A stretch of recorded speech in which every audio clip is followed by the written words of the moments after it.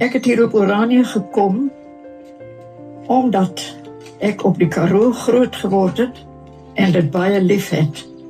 Maar ook omdat ek my vereenselwig met my mense se strewe na 'n volksstaat. Ek glo dat dit in hierdie deel van die land verwesenlik kan word. Ek wil u graag vra om hierdie en ander sake wat my mede-Afrikaners raak, sympathiek en met wysheid oor hulle sal beskik. Dankie. Dit my naam. Ek wens u geluk, mevrou de Groot. Baie dankie. Welcome to the second part of my conversation with Karel Boshoff, the fourth son of the founder of Oranje and grandson of Hendrik French Verwoerd. In this segment of our conversation, we'll talk about Oranje. Is Oranje, or will Oranje become the spiritual home, the Mecca, the city on the hill for, if not all, at least some Afrikaners?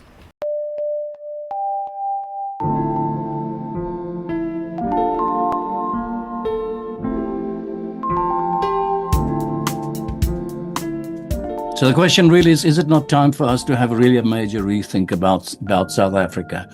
And then I can't help but to go back to Aaron's roots, who talks about devolution of power. I can't help but go back to many, I know on the so-called extreme right ones, people are talking about balkanization of South Africa, etc., etc. But we seem to have failed, and we seem to have lost our place, and we are not going to regain that place. BE is not going to stop. Expropriation of land without compensation is not going to stop. These policies are just simply steamrolling ahead, and in the process of all of that, all of us will become victims of that. So do we need a total rethink about South Africa as we know it today?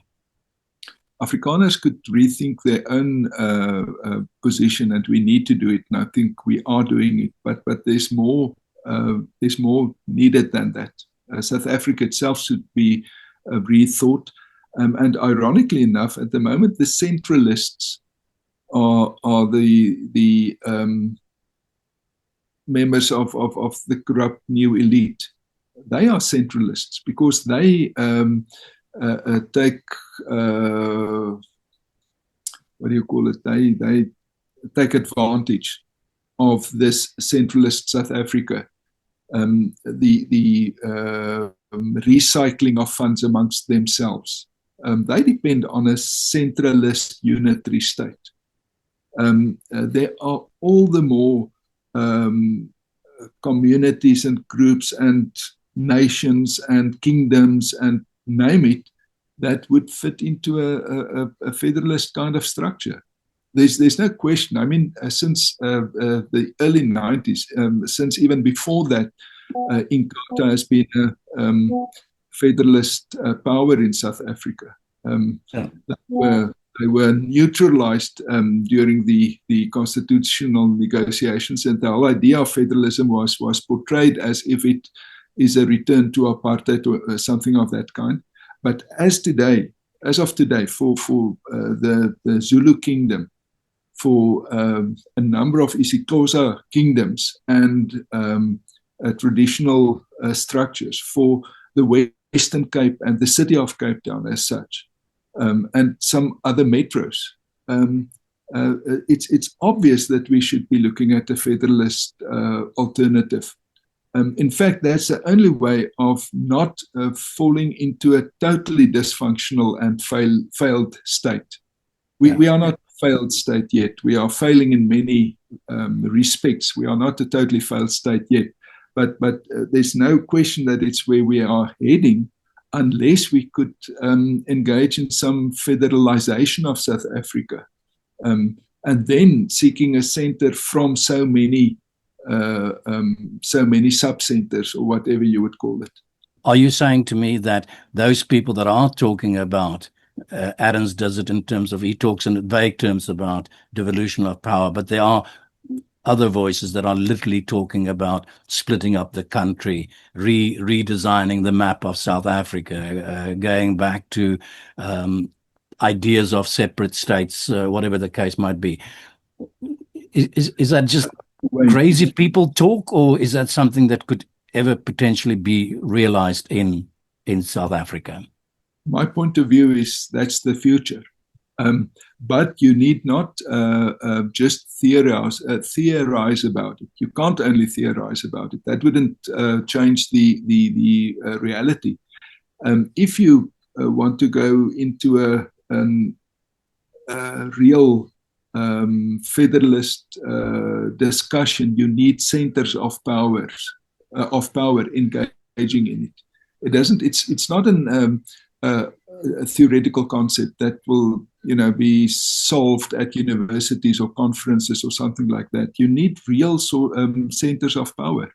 You need a Western Cape to take up more autonomy. You need an Orania to enter into a growing form of self-determination from local to regional to ever more terrains of acting out self-determination. You need kingdoms and peoples and groupings defining themselves and practically taking up the responsibility of looking after themselves. Yeah. From such elementary things as food production to cultural, transfer of culture to new generations. Yeah. Two ways of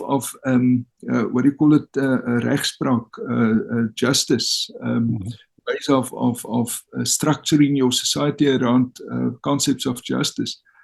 All these things are happening on the ground, and the future is, and it would not be a soft evolution.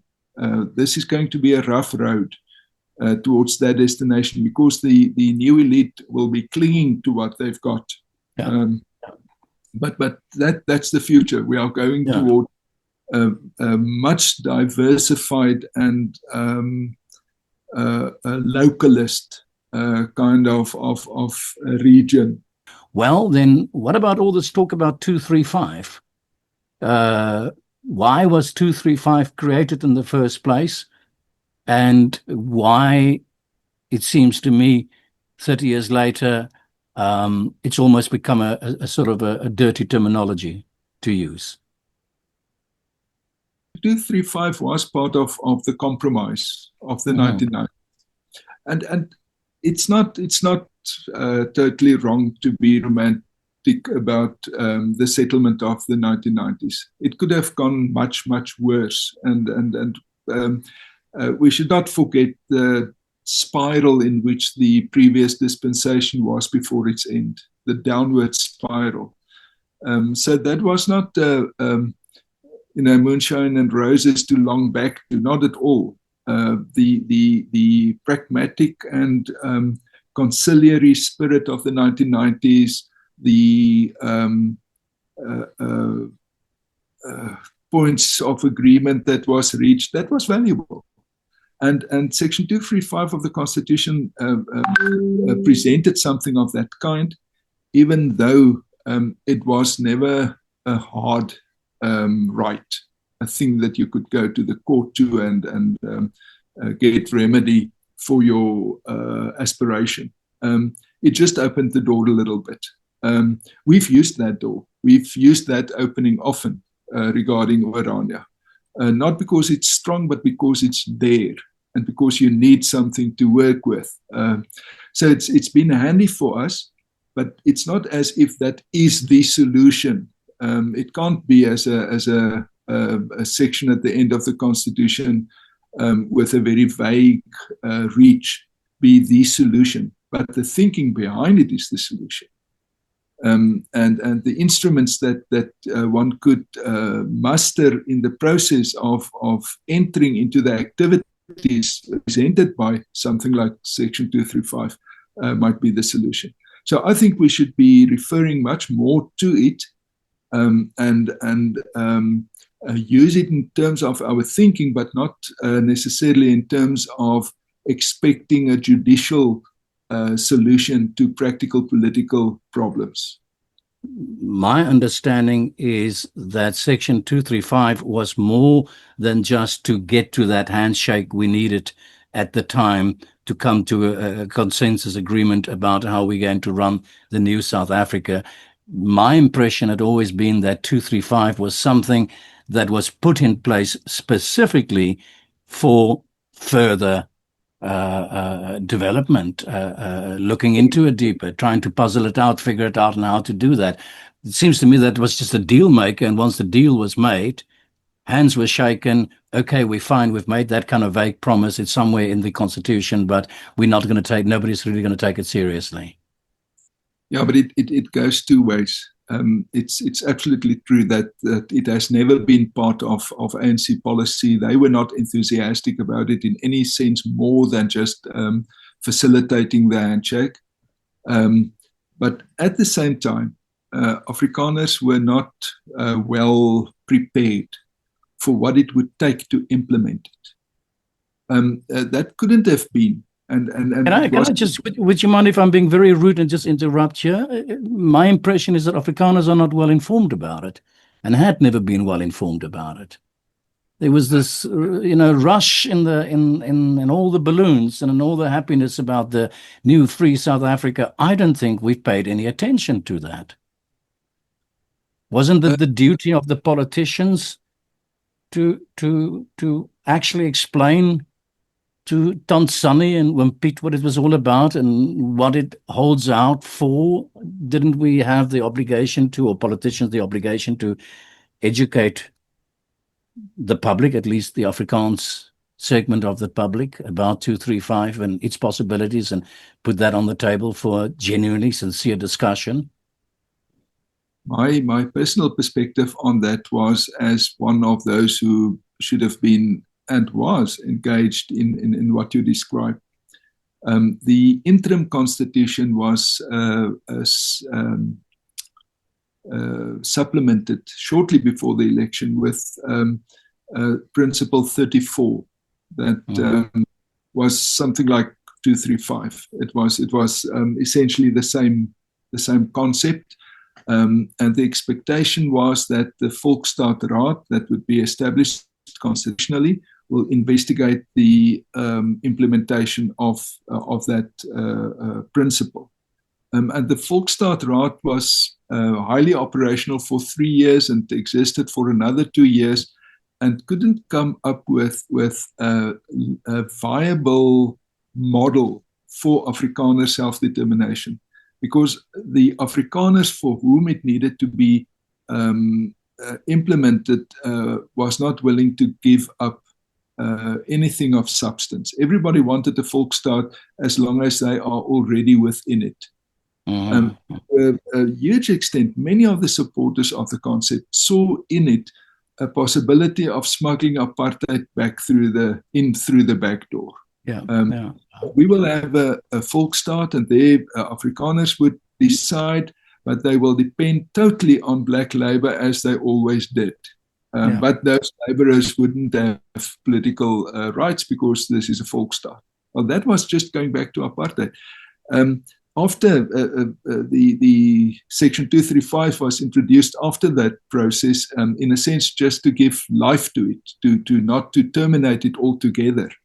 But as a politician for some time afterwards, for 10 years after 99, I was a representative in the Northern Cape legislature in an Afrikaner-orientated party in the Freedom Front, who tried our absolute best to address Afrikaners on the solution that we believed is vested in self-determination. We were talking to deaf people. They were not listening. Either they couldn't hear us or they didn't want to hear us. But we did not succeed in having numbers of people, hundreds of thousands of people supporting the concept. In fact, when it really came to the point, they turned their backs to this line of thinking, preferring to primarily identify themselves as South Africans, maybe Afrikaans-speaking South Africans. It was only at the end of the first decade of the 21st century, it was by 2010, 2011, 2012, that people started referring to themselves as Afrikaners in public speech again. You couldn't refer to the Afrikaner in singular till relatively recently. There was a huge sinking in of identity, meaning an implosion of identity, with the result that people didn't hear and didn't want to hear what 235 implied, or would need to what it would take to be successfully implemented. Because you needed to go to something like Orania then. You really need to go the way if you would want to take that up. Yeah. Am I very naive, Karel, if I say that I think that part of it might be just purely economic interest of people in South Africa, people that have the say and the sway over these things, and that sounds all conspiracy theories if I phrase it the way I just did now, but also in this overwhelming public relations act that we experienced post-apartheid.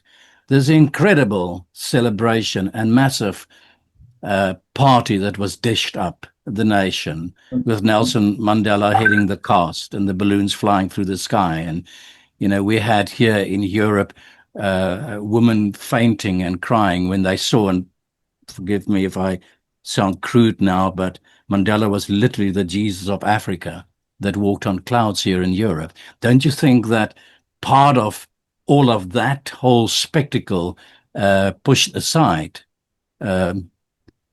nuchter would be the Afrikaans word to use, sober talk about potentials around 235? Absolutely. No, there's no question about that. Mandela at the World Rugby. I remember.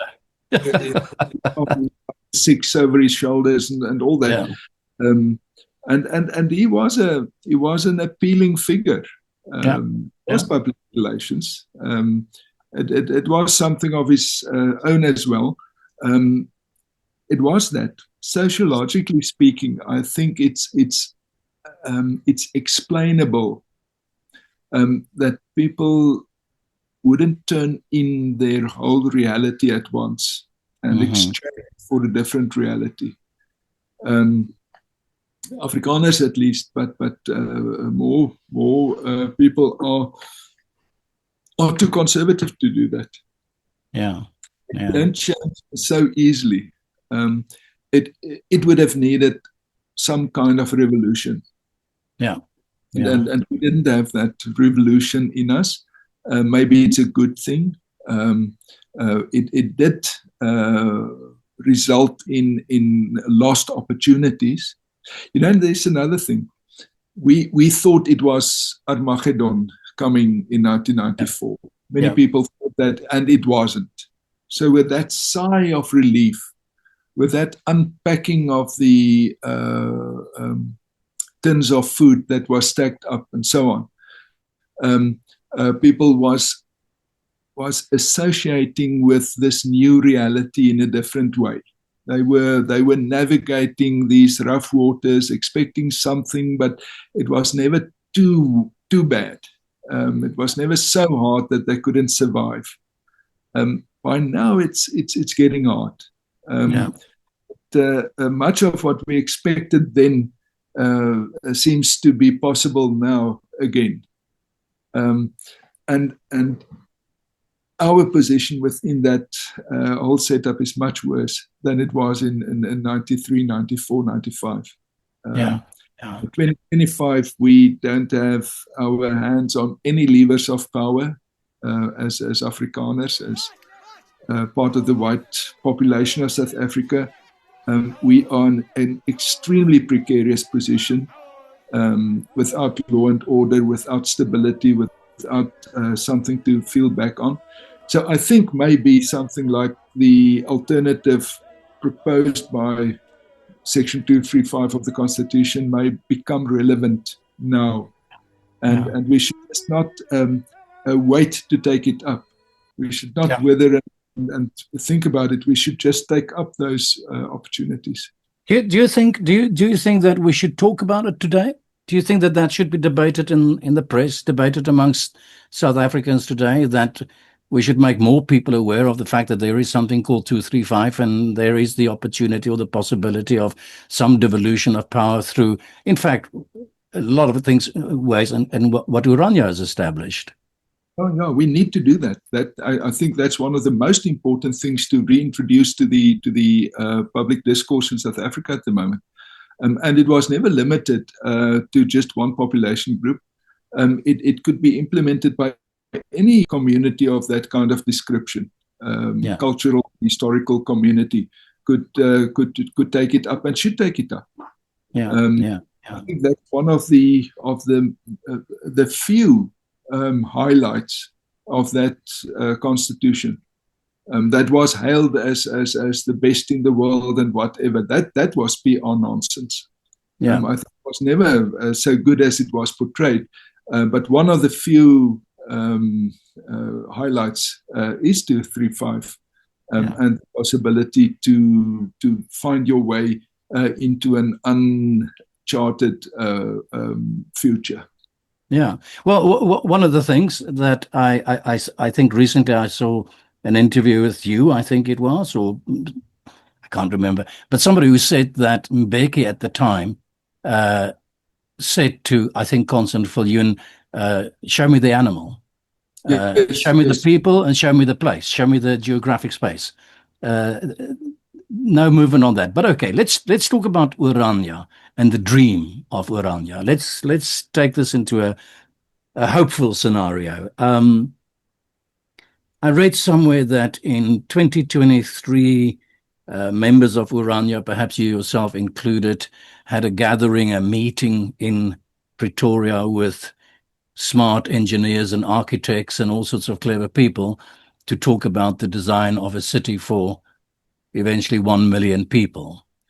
Is there any value in what I'm saying now, or is it just a story that I've got distorted somewhere in my head? No, that is well, it's partly true. I don't think we planned at that stage or we are planning at this stage for 1 million people. In practical terms, we take it one step at a time, which doesn't say we're not idealistic in the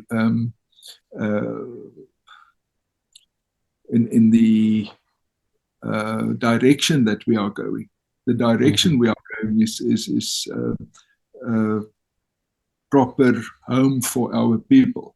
But Oranje being a place of a town of 3,000 people at the moment, we have very practical planning in place regarding basic service infrastructure for 10,000 people. We are aiming very practically, very specifically at 10,000 people in the next few years. It's not under our control. We cannot make it 10,000 in 5 years if it takes 6 or maybe 4. So there's things that we don't control, but what we do control is creating the possibilities. The land at our disposal at present is easily large enough to accommodate 30,000 people, and we are continually acquiring more land that could be developed. The form of development, the way it could take place, is not so much high density, just a city as such, as it is dense areas between rural areas. We are not looking at a sort of metropolitan development in the middle of nowhere, but at a highly developed region. So we started with a town.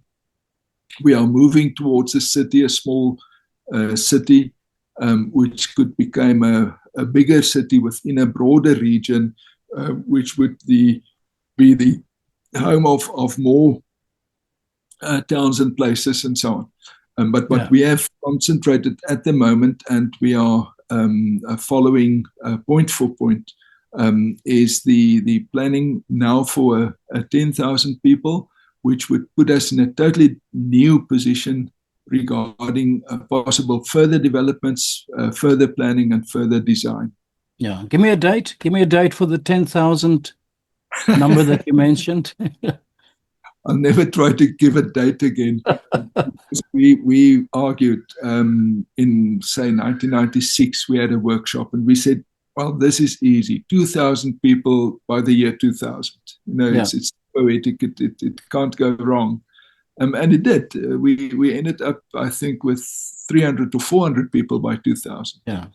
Many people lost interest, and we were just going on and showing it's possible and whatever. And then suddenly at the stage 15 years later, we had a very quick growth for a time. So no, we can't give a date.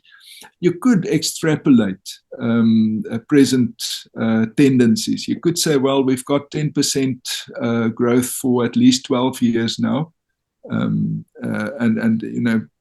make the draw the graph and see where you get. But it's never a straight line. Development is never a straight line. So that's why we are very wary of putting dates and trying to, because there's too many factors out of your control.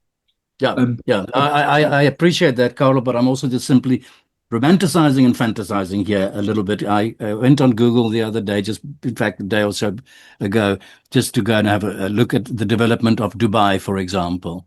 And I noticed that Dubai's explosion really started in something like the 80s, really started building in the 90s. And today they are a city of 3.5 million. I know the difference is they discovered oil. So that goes a long way to explaining their massive growth. But there are signals that it is within it is possible that you could grow. And also, if you look at the line exponentially taking off as well. But the question about that is, can you accommodate that growth? Can you buy up more land? Can you access more land? How does that all work out?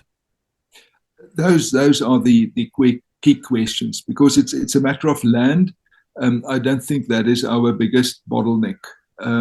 It's a matter of servicing stands. It's a challenge. That's a huge challenge to be ahead. And we've been behind servicing for quite some time. We're getting ahead by now. And I think it's not the biggest challenge at the moment. The next thing is not creating jobs as if that's a centralized function, but having an environment in which people create jobs because there are opportunities. We have opportunities and we have people taking it up, but that's a slow process as well. For one business to really settle and start making money takes a few years. But those things are happening. The social part of it, the way in which, if you have got a growth rate of 10 to 12%, it means that every 4 or 5 years, the population doubles itself, which means after 5 years, half of all your people are very new in town. They've not adapted to the culture, maybe, or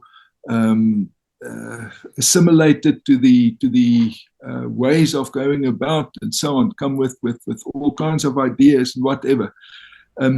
I think the Dutch was established new areas by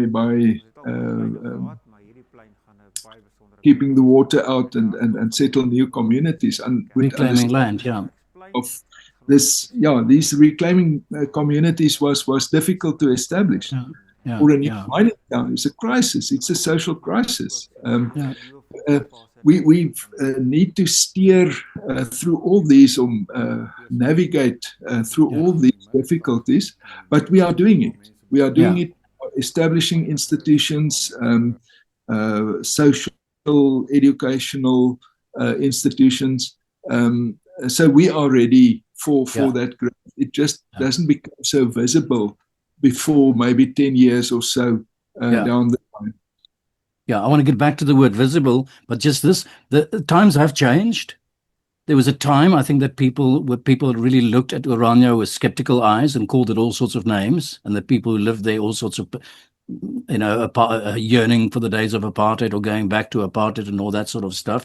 I picked up a research paper here that shows that, I think it's from Solidarity, I think, that showed by 2019 something like, I've got it in front of me here. Let me just see the figures. I've got it here. 10%. No, I've got it wrong.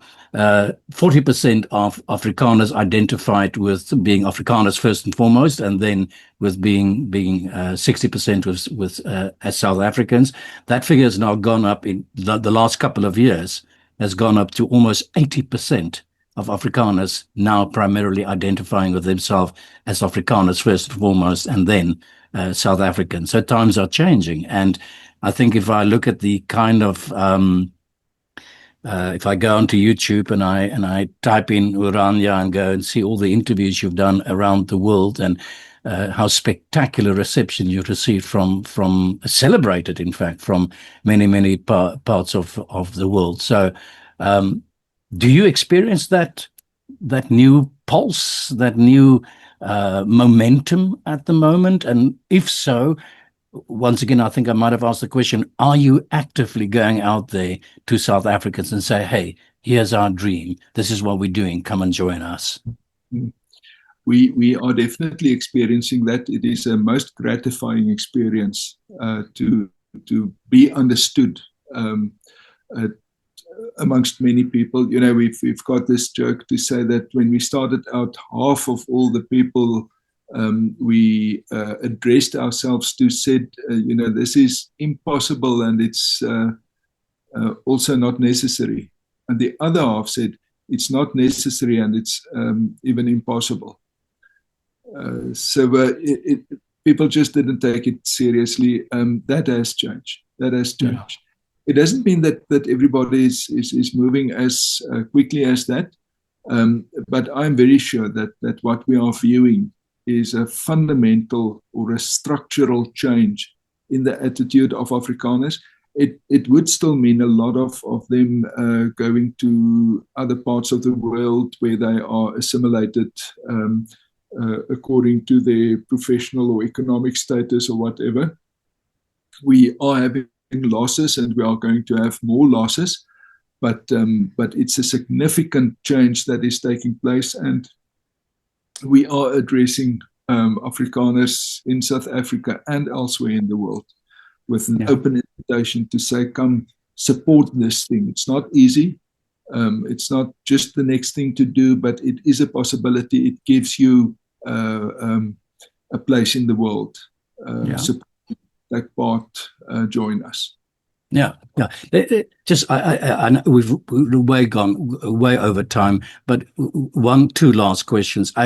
In your posturing of yourself, your positioning of yourself, saying to the world, and your sense of, and you have all the right in the world to be proud of what you have achieved. There's no doubt about it. I can see the image of a man slamming in that flag and say, here we're going to build the future, and you seeing it in front of your eyes, you're realizing it in front of your eyes. I think it's a fantastic journey. But do you have to, in terms of the South African government, in terms of the African National Congress, do you have to calibrate carefully your expansion? And the question is really sort of hinging on, is there a point at which you offend the rest of the South African political elite or whatever? And we've had a strategy until now quite successfully of not confronting the powers that be, but respecting it and genuinely respecting South Africans for who they choose to govern them and for going about. We are not there to fight South Africa or the South African government. We are there to take up the space that we need, and the political space that we need is to a certain sense or to a certain extent afforded by good relations. So we don't go into every possible negativity regarding South Africa. We just do it differently ourselves. It's a tactical kind of thing, not to offend people who can take decisions regarding your future, but it's also there's something deeper to it. It's not just good tactics. It's not even just a good strategy. It's a serious kind of respecting, recognizing the other. If apartheid really went wrong on some fundamental level, it was the one-sidedness of it, the one-directional communication, the one-directional decisions, white government making decisions for a large black population. That's where it went wrong. Much of what was formally part of the policy was acceptable, but it was not accepted because it was not reciprocally engaged in. Recognition needs to be given to be taken, and that's why we engage in a certain way with the powers that be. And it may be new powers in 10 years' time. It needn't be the ANC. It may be a totally different constellation of powers. And then we will still engage with them constructively in a spirit of, we recognize you and we expect to be recognized by you. And we establish ourselves on that basis. So that we do differ fundamentally on a policy level is obvious. I've experienced it in politics. Wynand experiences it. My father experienced it in the years when he was involved. But it's mostly possible to discuss it if you are open to that kind of discussion from your side, and we have always been. Yeah. A brief answer, if you can. I spoke to a member of Inkonto Sizwe, in fact, their chief whip the other day, and we touched on Urania, and he said that, well, we don't want to have an Israel in our midst. Your response to that?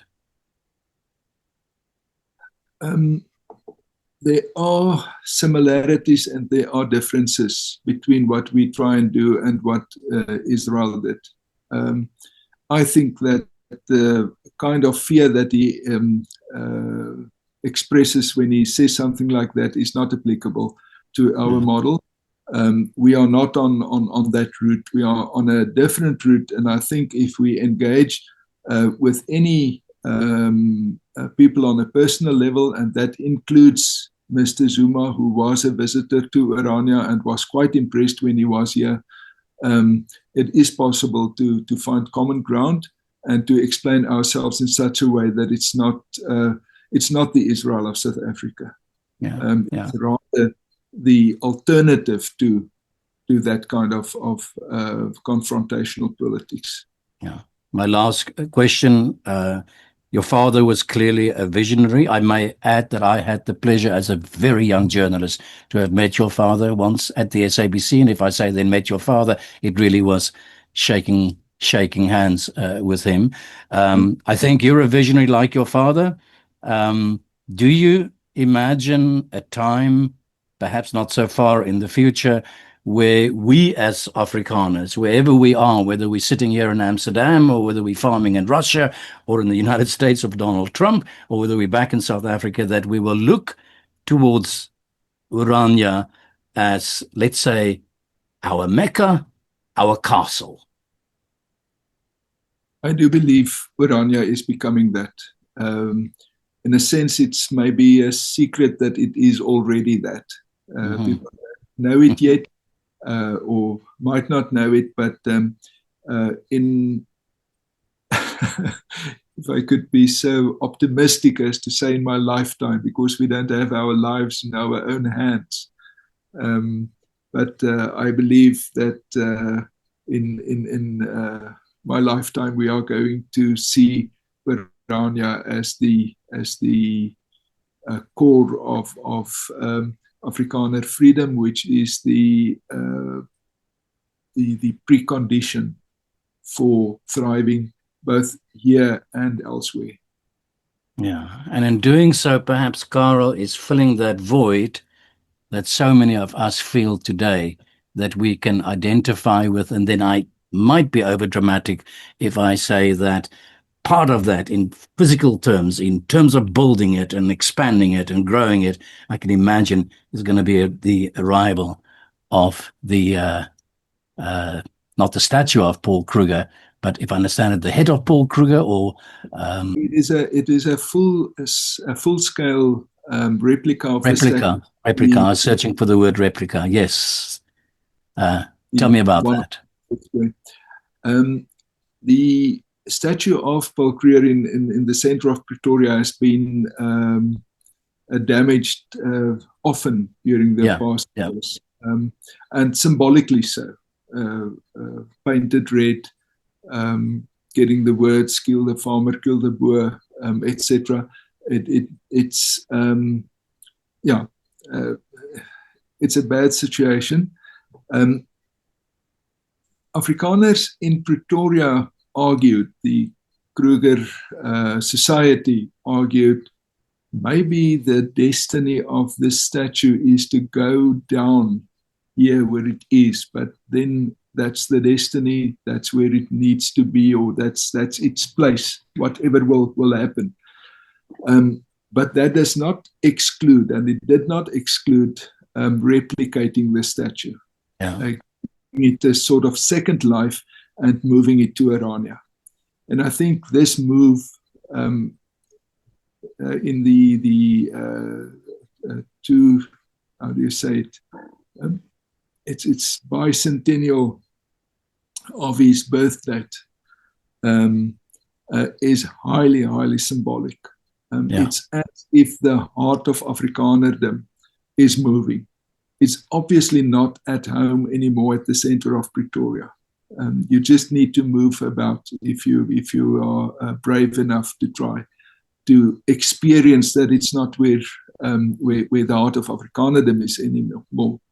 And that movement, that bringing home of Paul to Orania is significant. I think that may place the seal on Orania's status as the symbolic core, and all the more the physical home of Afrikaners worldwide.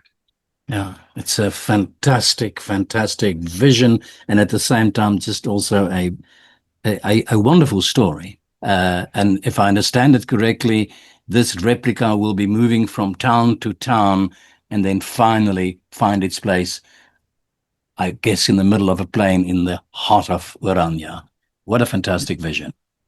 It is wonderful. It was the cooperation of a number of organizations, the FAK, Solidarity, AfriForum, the Orania Development Company, Orania Movement, Orania Town Council.